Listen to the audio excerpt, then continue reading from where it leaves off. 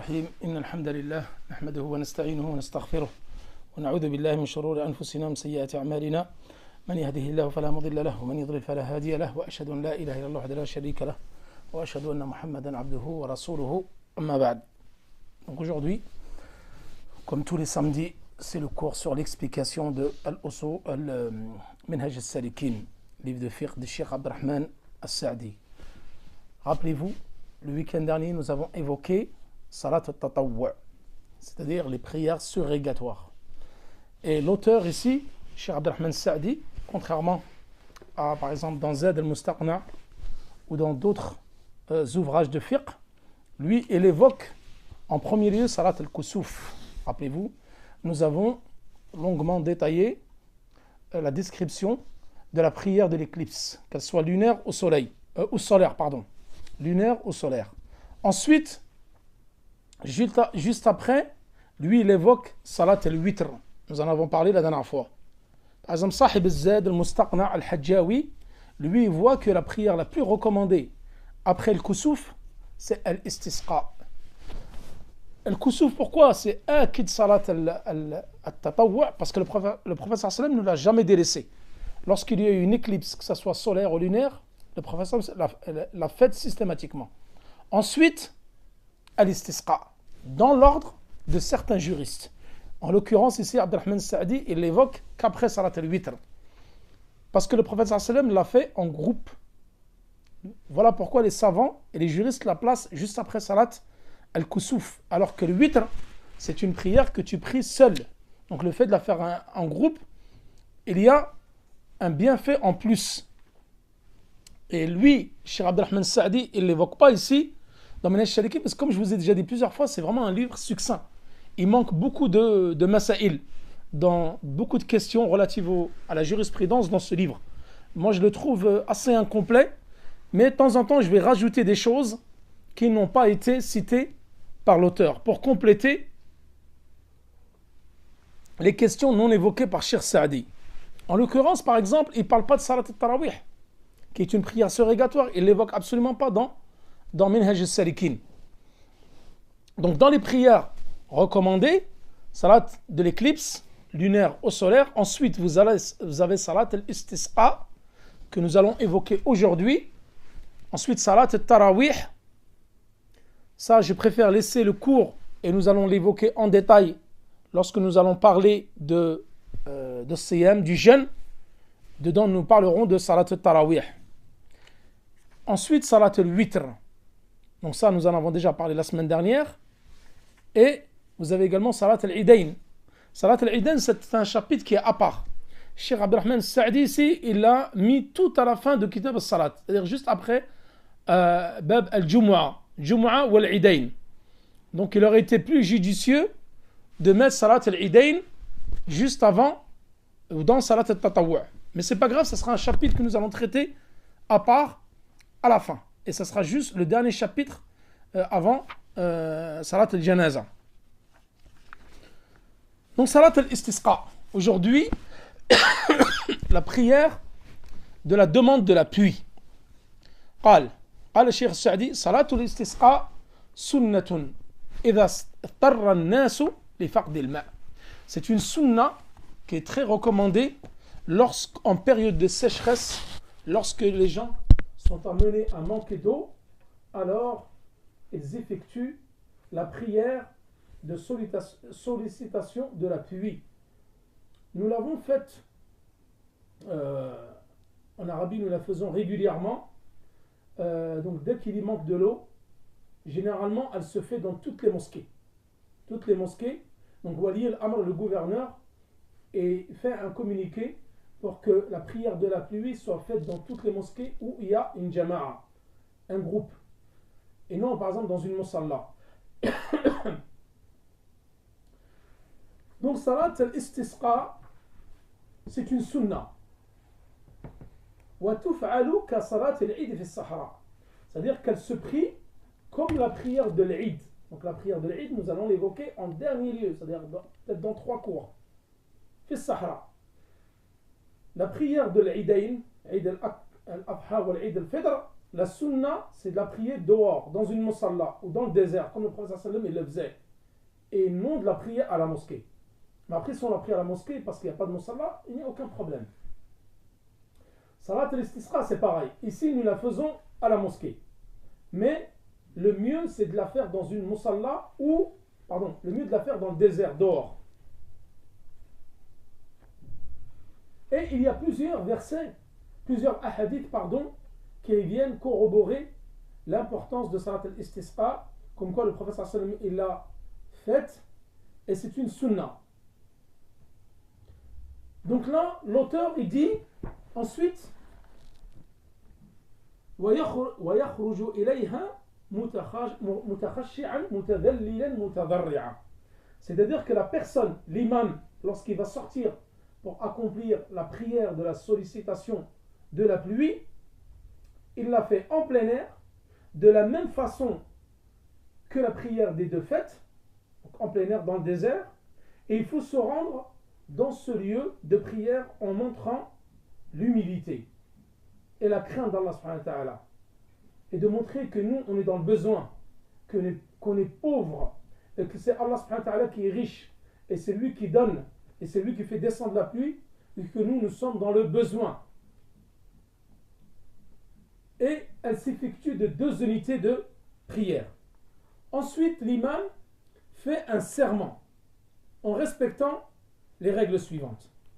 Tout d'abord, avant cela, nous allons évoquer les différents dalils, c'est-à-dire les différentes preuves relatives à Salat al-Istisqa. Tout d'abord, le hadith de Abdullah ibn Zayd قال خرج النبي صلى الله عليه وسلم يستسقي فتوجه إلى القبلة يدعو. Le prophète sallallahu alayhi wa sallam il est sorti pour faire la prière de la demande de la pluie. فتوجه إلى القبلة. Il s'est mis en direction de la qibla يدعو, implorant Allah subhanahu wa ta'ala. وحول رداءه. Ensuite, il a retourné son manteau, et nous allons voir que ça, c'est une sunna, de retourner son vêtement ou son chimère pour cette prière-là. ثم صلى ركعتين جهر فيهما بالقراءة. Hadith muttafaqun alayh. C'est un hadith qui est authentique, rapporté dans le Bukhari ou Muslim, de Abdullah ibn Zayd, qui dit, le prophète sallallahu alayhi wa sallam est sorti pour cette prière de la demande de la pluie. Donc il s'est mis en direction de la qibla, wa yad'u. Le fait ici de dire yad'u, d'invoquer, les savants ils disent dans l'explication de ce hadith, c'est-à-dire c'est la khutbah qu'il a faite. Et nous allons voir qu'il y a des preuves légiférées comme quoi la khutbah, à l'instar de la prière de la fête de l'Eid, des deux fêtes, c'est que la khutbah tu peux la faire avant la prière de l'istisqa ou tu peux la faire après. Et nous allons voir c'est quoi le mieux et quel est le plus juste. Est-ce qu'on fait le khutbah avant, après, ou est-ce qu'on fait les deux? Donc ensuite, il a retourné sa veste, le professeur sallam, donc ici c'était pas son habit, on va pas dire que c'était une veste, mais c'était son habit. Il l'a retourné. Ensuite, il a pris 2 unités de prière, c'est-à-dire à voix haute, salat al-istisqa, comme salat al-kusuf, comme salat al-khusuf, comme la prière de l'Idayn, comme la prière de Jumu'ah, elle se fait à voix haute et non à voix basse. Hadith qui est rapporté par le Bukhari ou Muslim. Et elle se fait dans le désert, comme la prière de l'Eid, dehors. Et la preuve en est, قال النبي صلى الله عليه وسلم لحديث عباد بن تميم. عباد بن تميم ramène un hadith du prophète sallallahu alayhi wa sallam où il dit خرج الرسول صلى الله عليه وسلم إلى المصلى يستسقي متفق عليه. C'est-à-dire qu'il est sorti à la musalla, dehors, en dehors de sa mosquée. Pour eux, à l'époque, le musalla, c'est-à-dire c'était prier dehors. Pour salat al-Idayn, ou l'istisqa, tout ça, ils priaient dehors, pour regrouper beaucoup plus de monde. Hadith qui a été rapporté dans le Bukhari ou Muslim. Et il sort, وَيَخْرُجُ مُتَخَشِّعًا مُتَذَلِّلًا مُتَضَرِّعًا. C'est-à-dire qu'il sort en toute humilité, en craignant Allah subhanahu wa ta'ala et en l'invoquant énormément. Et ça, c'est le hadith qui a été rapporté dans le hadith de Abdullah ibn Abbas qui dit Inna Rasul sallallahu alayhi wa sallam kharaja mutadhallilan mutawadi'an mutadarri'an mutakhashi'an. Le prophète sallallahu alayhi wa sallam il est sorti, hadith qui a été rapporté par Tirmidhi et Hassan al-Albani, jugé bon par l'imam al-Albani, que le prophète sallam il est sorti dans la musalla pour effectuer la prière de l'istisqa, la sollicitation de la pluie, la demande de pluie, mutadallilan, c'est-à-dire que en te rabaissant, mutawadi'an, c'est-à-dire en étant humble, avec humilité, mutadarri'an, mutakhashi'an, et en ayant craint Allah subhanahu wa ta'ala, en craignant Allah subhanahu wa ta'ala, hadith qui a été rapporté par At-Tirmidhi et jugé bon par Al-Sheikh Al-Albani. Ensuite, فَيُصَلِّ رَكْعَتَيْنِ. Donc salat al-istisqa, on prie 2 unités de prière telles que al-Jumu'ah ou telles que al-Idayn, al-Fitr wa Eid al-Adha. 2 unités de prière à voix haute. Les hadiths d'Ibn Abbas. صلى ركعتين كما يصلي في العيد, c'est-à-dire qu'il a prié 2 unités de prière comme il priait pour la prière de la fête. Hadith rapporté par Tirmidhi, également authentifié par Albani. Donc comment elle se réalise? L'imam il vient, donc soit il fait le discours avant, et nous allons voir ce qu'il va dire dans le discours, soit il fait le discours après. Les deux sont valables. Salat al-Eid, yukabbir takbirat al-ihram. Il se met face à la qibla, il fait Allahu Akbar. Ça c'est la takbirat de l'ouverture de la prière. Ensuite il fait 6 takbirat. Il en rajoute 6 en tout, donc ça fait 7. Dans la première rakat, et dans unité de prière. Et dans la deuxième, il en fait 5. Dans la première, en plus de takbirat al-ihram, vous en avez 6. Et dans la deuxième, vous en avez 5. Et salat al-istisqa, la demande de la pluie, se fait sans adhan ni iqama, contrairement à salat al-jumu'ah. Donc c'est comme la prière de l'Eid exactement. Et elle se fait au même temps que la prière de l'Eid au niveau du temps. Elle se fait juste après Shuruq. Et la sunna, c'est de réciter dans sa première unité de prière surat al-Sabbih, Sabbih isma rabbika al-a'la, et dans la deuxième surat al-Ghashiyah, surat al-Ghashiyah, pardon. Comme al-Jumu'ah. C'est-à-dire al-Jumu'ah, la sunna, beaucoup les imams, ils font toujours surat Sabbih wa hal ataka hadithul Ghashiyah. Toujours ces deux surats-là, c'est la sunna, c'est recommandé. Donc là, dans surat al-Istisqa, également, les savants ils disent que c'est bien de faire Sabbih wal Ghashiyah. Wa tuf'alu fi waqt al-Eid. C'est-à-dire qu'elle s'effectue au même temps que la prière de l'Eid. Contrairement, par exemple, lorsqu'on a évoqué sur la prière de l'Kusuf, wal Khusuf, l'éclipse lunaire et solaire, elle se fait lorsque l'éclipse a lieu. Une fois, j'ai assisté à Salat l'éclipse qui a eu lieu un matin à Médine qui était très très longue. Et il n'y a pas longtemps, ils ont fait également, je crois il y a 1 mois ou 2 mois, il y a eu également la prière de l'éclipse, mais elle était très tard la nuit. Elle était à 23h et quelques. Donc c'est lorsque on voit l'éclipse qu'on l'a fait. Alors que Salat al-Istisqa, de la demande de la pluie, tu l'as fait au temps où tu fais Salat al-Eid, c'est-à-dire après Shuruq. Donc après le Fajr, tu laisses passer à peu près 1h30 ou un peu plus. Ensuite, tu fais As-Salat. ثم يخطب خطبة واحدة. Donc il fait un seul sermon. Donc là, c'est là où on va différencier la prière de demande de pluie par rapport à la prière de l'Eid. C'est que la prière de l'Eid, comme Salat al-Jumu'ah, vous avez 2 sermons. Donc par une pause. Et Salat al-Istisqa, la prière de demande de pluie, il y a un seul sermon. Et dans ce sermon-là, il fait beaucoup de demandes d'istighfar. Et il demande beaucoup à Allah subhanahu wa ta'ala qui nous absout nos péchés, l'absolution des péchés, et il cite des versets qui exhortent à la demande d'absolution des péchés. وَاسْتَغْفِرُوا رَبَّكُمْ إِنَّهُ كَانَ غَفَّارًا يُرْسِلِ السَّمَاءَ عَلَيْكُمْ مِدْرَارًا. De citer beaucoup les versets où on demande à Allah subhanahu wa ta'ala qui nous absout et qui nous accorde la miséricorde et qui nous absout nos péchés. Donc ça c'est dans le discours, le sermon de Salat al-Istisqa. Wal khutbatu, donc le serment il est légiféré, comme dans Et ça, c'est l'avis de la majorité des savants. Jumhur al-ulama, ils disent qu'il est légiféré de faire un sermon pour Salat al-Istisqa, la prière de demande de pluie. Mais est-ce que le sermon se fait avant ou après la prière? Ça, c'est un sujet de divergence. Certains juristes ont dit que le sermon doit se faire avant. Donc la sunna, c'est que l'imam fasse le sermon avant, ensuite fait la pluie. Les hadiths Abbad ibn Tamim. Pourquoi? Eux s'appuient sur le hadith de Abbad ibn Tamim qui dit عن عمه, d'après son oncle, قال خرج النبي صلى الله عليه وسلم يستسقي فتوجه إلى القبلة. Donc le prophète صلى الله عليه وسلم il est sorti pour prier la prière de la demande de pluie. Il s'est mis en direction de la qibla, yad'u.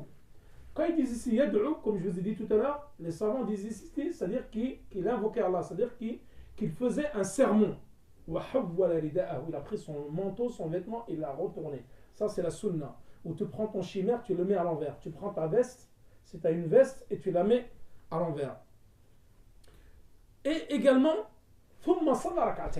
donc ensuite, il a fait 2 unités de prière. Donc ça montre, hadith rapporté par le Bukhari Muslim, que le prophète, dans ce hadith de Abbad ibn Tamim, il a fait la khutbah, le sermon, ensuite, il a fait la salat.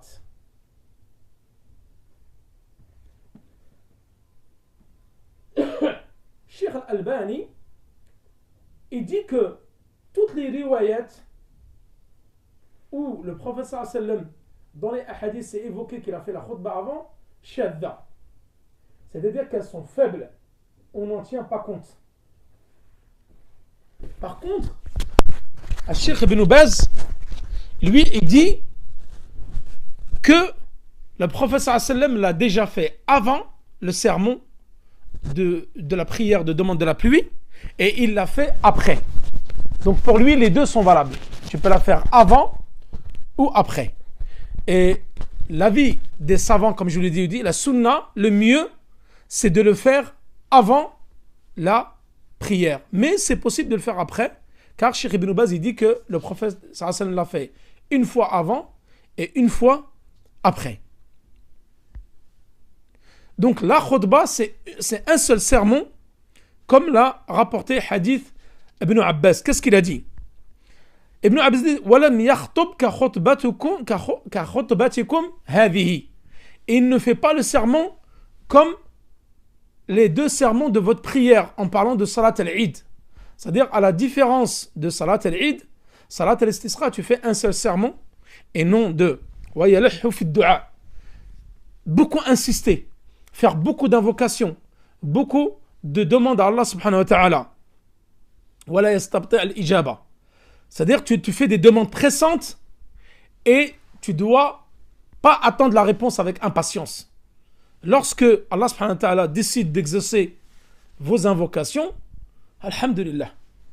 Les hadiths Abi Huraira qui rapportent Anna Rasul sallallahu alayhi wa sallam qal yustajabu li ahadikum. C'est-à-dire qu'Allah subhanahu wa ta'ala va répondre, va exaucer vos invocations. Ma lam ya'ajjil, tant qu'il ne soit pas impatient dans la réponse à l'invocation. Yaqulu da'awtu, ici le musulman, le croyant, il dit, j'ai invoqué Allah subhanahu wa ta'ala, falam yastajib li. J'ai invoqué Allah et il n'a pas répondu à mes invocations. Hadith qui a été rapporté par le Bukhari ou Muslim. Donc faire des demandes pressantes pour la pluie, mais ne pas être impatient pour que la pluie arrive. Lorsqu'Allah subhanahu wa ta'ala décide de nous envoyer la pluie, alhamdulillah. Si elle vient que quelques jours plus tard, alhamdulillah. Kulluhu fi khair. Dans tout cela, il y a un bienfait pour les musulmans. Donc voilà concernant la prière de l'istisqa, de façon bien sûr résumée, pour ne pas rentrer trop dans les détails. Ensuite, l'auteur ne l'a pas évoqué ici. Vous avez également Salat al-Tarawih qui fait partie de Salat al-Tatawwu'. Lui, il ne l'a pas évoqué. Il n'en a évoqué que 3. Cheikh Abdurrahman Sa'di. Il a évoqué Al-Kusuf, l'éclipse, l'Istisqa ou al-Witr. Demande de pluie et le Witr. Bon, il en a oublié d'autres. Il y a Salat al-Duha qu'il n'a pas cité. Il y a la prière de Tarawih qui est faite pendant Ramadan, qui n'a pas cité. Et il y a également Rawatib, c'est-à-dire les 10 rak'at que j'avais déjà évoqués dans un cours juste après Sifat Salat al-Nabi, où j'avais évoqué le hadith d'Ibn Abbas qui disait que les prières de Rawatib étaient au nombre de 10. Qal. Donc ces prières-là, vous en avez, dans une version, il dit 4 avant Dhuhr, ou 2 avant Dhuhr. Ensuite, vous en avez 2 après Salat al-Dhuhr. Ensuite, vous en avez 2 après Salat al-Maghrib. Et vous en avez 2 après Salat al-Isha. Et 2 après Salat al-Fajr. Et le prophète sallallahu alayhi wa sallam, lorsqu'il effectuait ces prières-là, celle de Salat al-Fajr, il la faisait de façon très courte. Kana yukhaffifu fihima. Il les faisait tellement courtes qu'on se demandait s'il avait récité le Fatiha dans ces 2 prières-là, c'est-à-dire la prière de Ratibat al-Fajr.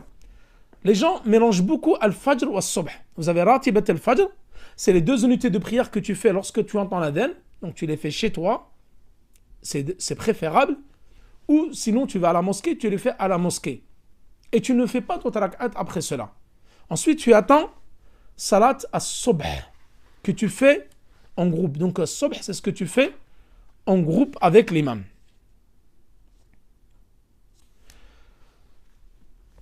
Et donc, al-Rawatib al-Mu'akkidat, qui sont très recommandés, donc sont au nombre de 10. Je les avais déjà évoqués après Sifat Salat al-Nabi, mais il n'y a pas de souci à les remparler ici, car l'occasion est propice pour parler des prières recommandées, surrogatoires. قال ابن عمر حفظت من رسول الله صلى الله عليه وسلم 10 ركعات. J'ai appris du prophète sallallahu alayhi wa sallam 10 unités de prière. 2, parce qu'il y a plusieurs riwayas, plusieurs versions. Il y en a qui disent 4 avant Dhuhr, 2 après. Et là, en l'occurrence, celle de Hadith ibn Umar, il dit 2 avant Dhuhr et 2 après. Et 2 après le Maghrib, 2 après l'Isha, et 2 fi baytihi wa rak'atayn qabla salat al-subh. Donc un hadith qui est rapporté par le Bukhari et Muslim. Donc là, il dit bien fi baytihi. À savoir que le prophète sallallahu alayhi wa sallam n'a jamais prié les rawatib ni le witr à la mosquée. Une faïda à apprendre. Le prophète sallallahu alayhi wa sallam, salawat al-rawatib, il les faisait tout le temps chez lui. C'est-à-dire après le Jumu'ah, après le Dhuhr, après le Maghrib, après l'Isha, Salat al-Witr, Salat al-Fajr. Il les faisait tout le temps chez lui. C'est mieux de les faire à la maison. Si vous n'avez pas le temps ou vous ne les faites pas à la maison, vous pouvez les faire à la mosquée. Mais la sunna du prophète, c'est de les faire à la maison.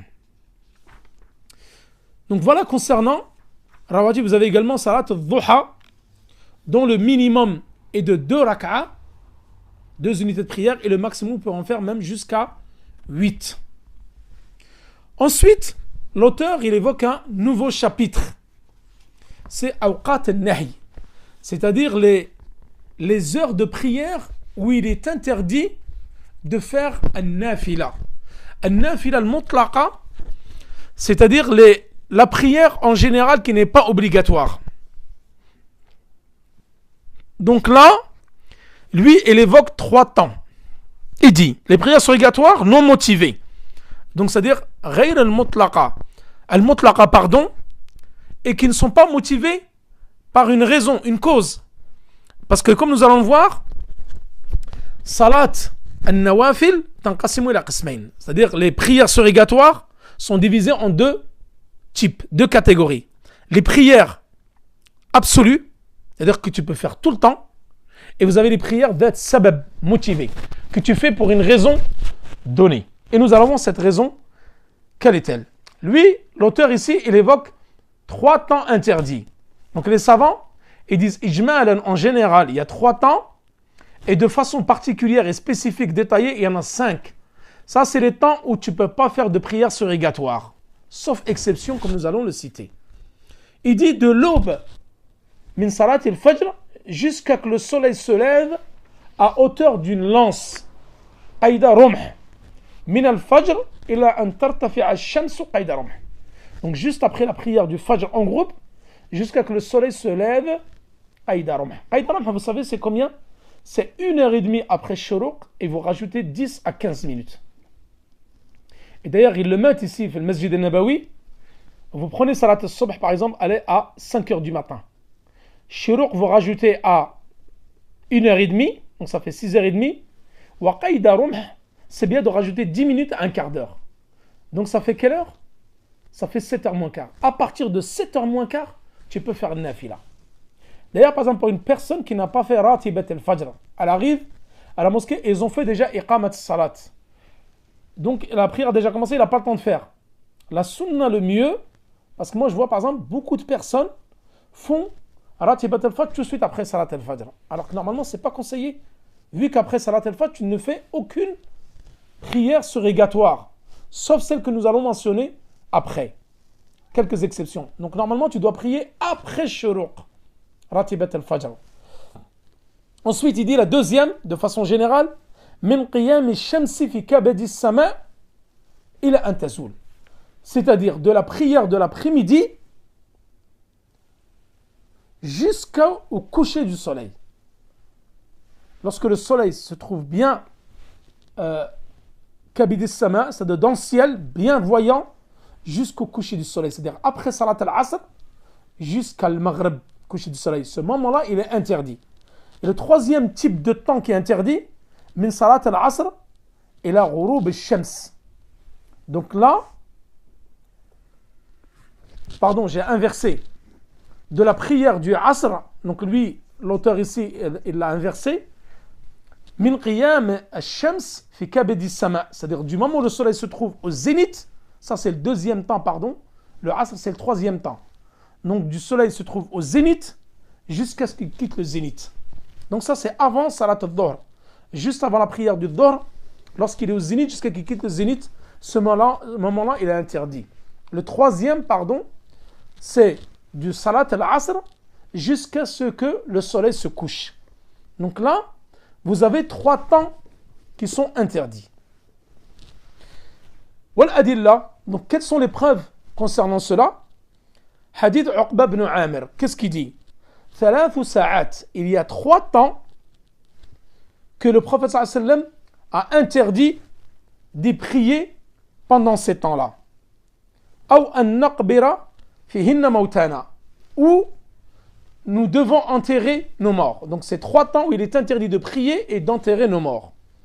Hina tatlu'u ash-shams hatta tartafi', c'est-à-dire jusqu'à ce que le soleil se lève, jusqu'à ce que tu le vois dans le ciel.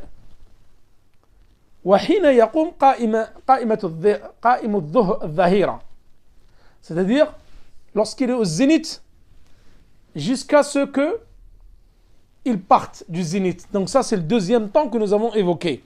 Et le troisième, وَحِينَ تَتَضَيَّفُ الشَّمْسُ لِلْغُرُوبِ, jusqu'à ce que le soleil se couche. Donc ce hadith qui a été rapporté par Muslim.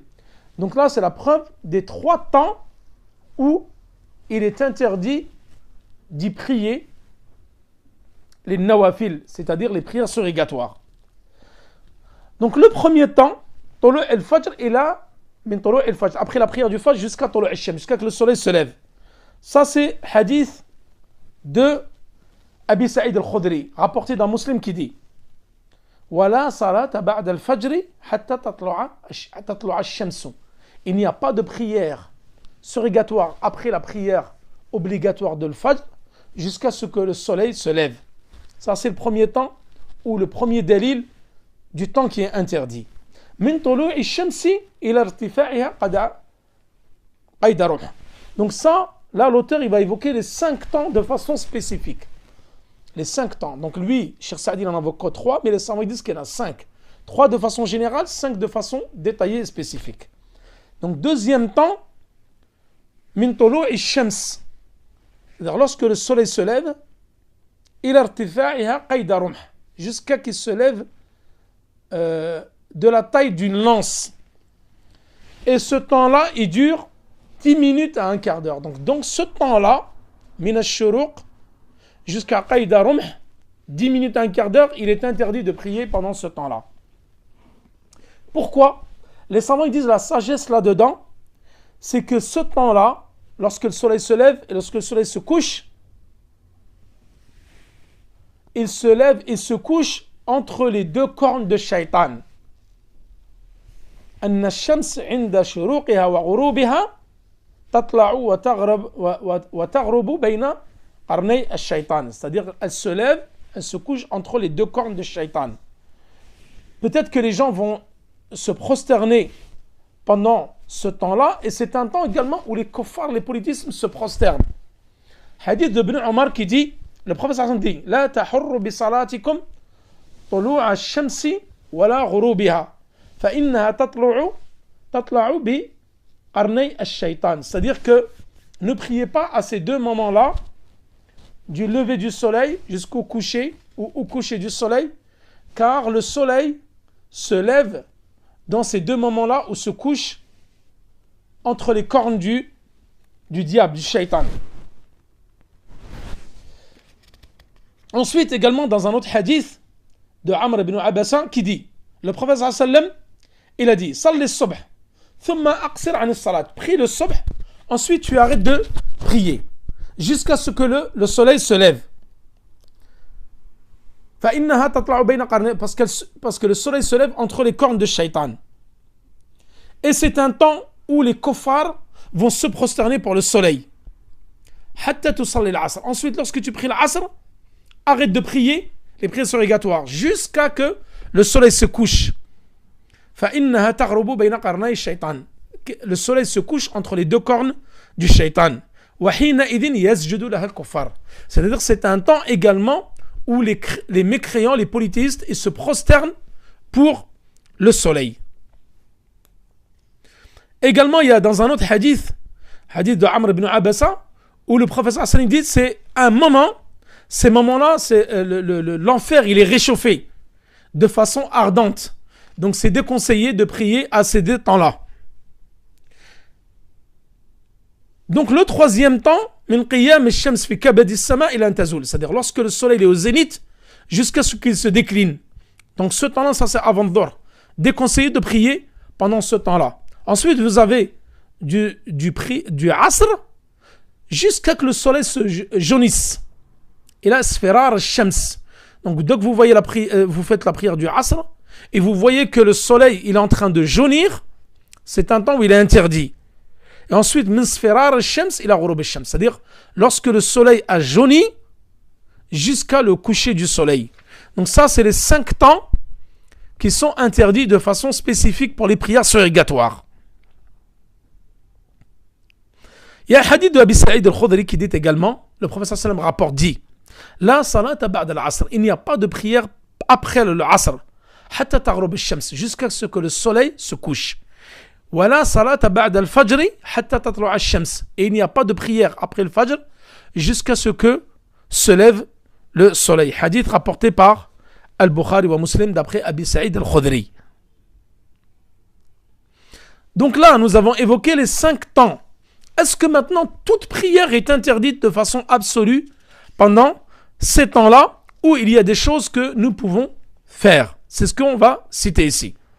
Donc, quel est le jugement de la personne qui va prier des prières pendant ces temps où il est interdit? Tout d'abord, vous avez la prière obligatoire. Salat al-farida al-mu'adda fi waqt al-nahy. C'est-à-dire que tu vas faire la prière obligatoire dans un temps qui est interdit.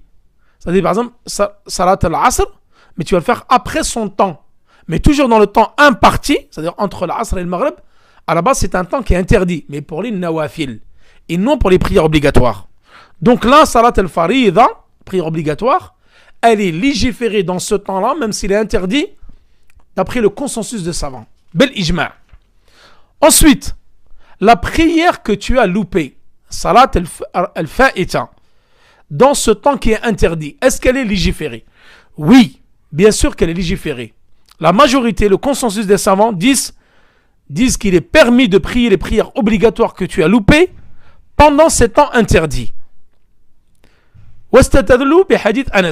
Donc eux, ils ont pris comme preuve le hadith de Anas ibn Malik qui dit, le prophète sallam a dit, Man nasiya salatan, celui qui a oublié une prière, ou nama anha, ou alors il s'est endormi et s'est réveillé et il a loupé la prière, comme ça peut nous arriver à nous tous.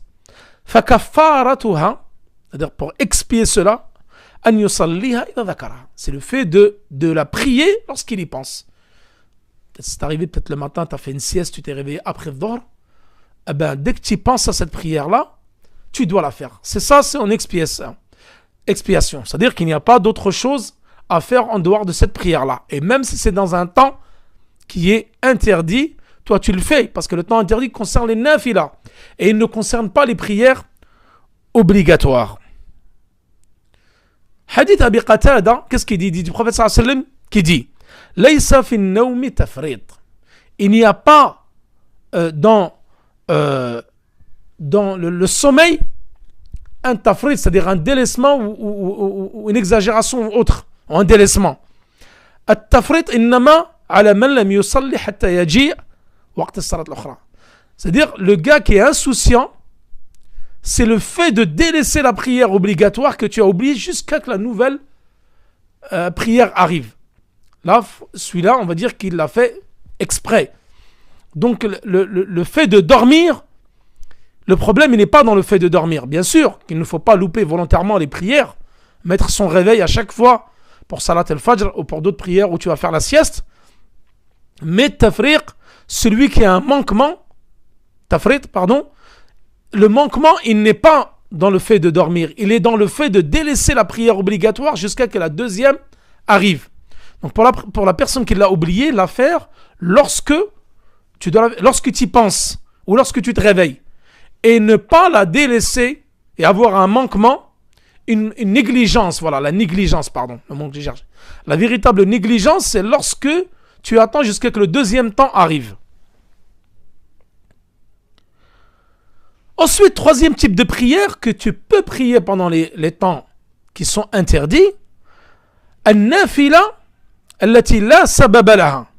C'est-à-dire que des salawats qui n'ont pas de cause. Est-ce que tu peux y prier pendant ce temps-là?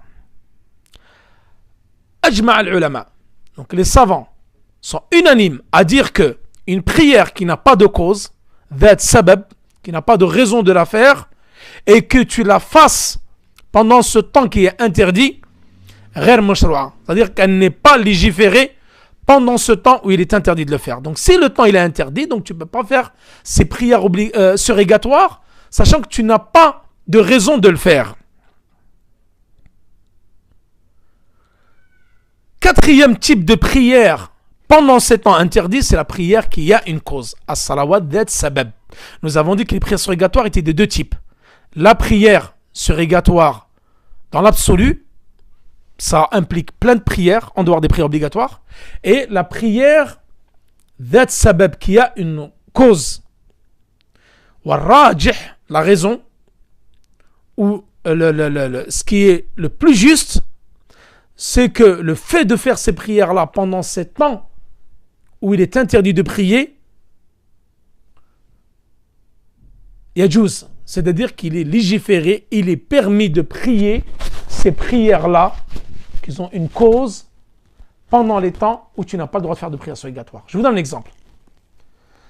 Tahiyyat al-masjid, la prière de la salutation de la mosquée. Tu peux la faire à n'importe quel temps. Parce que tu rentres, la cause de faire cette prière-là, c'est que tu rentres à la mosquée. Donc, elle a un sabab, elle a une cause. C'est parce que tu es rentré à la mosquée. Maintenant, tu es à la mosquée, tu as prié Salat al-Asr. Est-ce que tu peux te lever et faire deux prières surrogatoires? Non, c'est interdit. Maintenant, tu es sorti de la mosquée, ou tu viens de chez toi, c'est après l'Asr, et tu rentres parce que tu as halaqat al-Qur'an, tu as un cours. Même si c'est un temps interdit, tu peux faire la prière surrogatoire, il est légiféré. Le professeur sallam, qu'est-ce qu'il dit? إذا دخل أحدكم المسجد, celui d'entre vous qui rentre à la mosquée, فلا يجلس, il ne doit pas s'asseoir jusqu'à ce qu'il prie 2 unités de prière. Donc rapporté par le Bukhari ou Muslim d'après Abi Qatada al-Ansari. Donc ne pas s'asseoir à la mosquée tant que tu n'as pas effectué ces 2 unités de prière. Deuxième type de prière surrogatoire que tu peux faire pendant les temps interdits, Salat at-Tawaf, j'en ai parlé hier lorsque j'ai fait mon cours sur la Umrah, avec les visites légiférées et les mérites de Médine. Lorsque tu fais Tawaf pendant la Umrah, ce qu'on appelle raka'atay tawaf. Juste après tawaf, tu dois faire 2 unités de prière. Cela, tu peux les faire à n'importe quel moment. Il n'est pas interdit de les faire, même pendant les temps où il est interdit de faire des prières surrogatoires. Le dalil, le prophète sallallahu alayhi wa sallam, il dit Ya bani Abd Manaf, Ya bani Abdi Manaf, La tamna'u ahadan, oh les enfants de Bani Manaf, n'interdisez à personne qui a fait le tawaf, les circonambulations autour de la Kaaba, aw salla ayatan sa'atin sha'a min laylin aw nahar. N'interdisez à personne ou à quiconque a fait le tawaf de prier à n'importe quelle heure de la nuit ou de la journée. C'est-à-dire que tawaf, lorsque tu l'as fait, tu as 2 unités de prière, tu peux les faire à n'importe quel moment.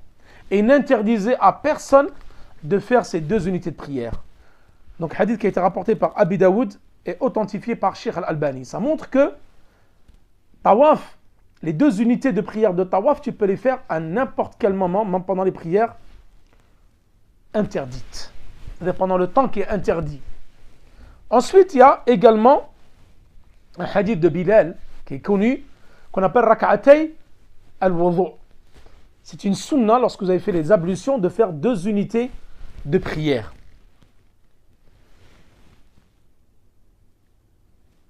Le prophète, une fois, il a questionné concernant le secret de Bilal. Le fait qu'il entendait les pas de Bilal au paradis. Bilal, il a dit quoi? Il a dit Ma tawadda'tu fi sa'atin min laylin wa nahar. Je n'ai jamais fait les ablutions de jour ou de nuit sans les faire suivre de 2 unités de prière. Illa sallaytu rak'atayn. Rawahu al-Bukhari wa Muslim. Donc le hadith de Bilal, qui montre que Bilal, à chaque fois qu'il faisait les ablutions, il les faisait suivre de 2 unités de prière de jour et de nuit. Voilà donc concernant les temps où il est interdit de faire les prières surrogatoires. Salat al-Janaza également, qui est une prière surrogatoire que vous pouvez faire pendant les temps interdits. La preuve, c'est qu'ici, Salat al-Janaza, nous la faisons après l'Asr et nous la faisons tout de suite après Salat al-Fajr. Donc pendant des temps interdits, et pourtant c'est une prière surrogatoire et nous la faisons pendant des temps interdits. Donc vous avez Salat Tawaf, vous avez Raka'atay al-Wudu et vous avez également Tahiyatul Masjid. Donc voilà concernant ce cours. Et là, je vais répondre à quelques questions qui ont été posées. Ensuite, je vous laisse, Inch'Allah.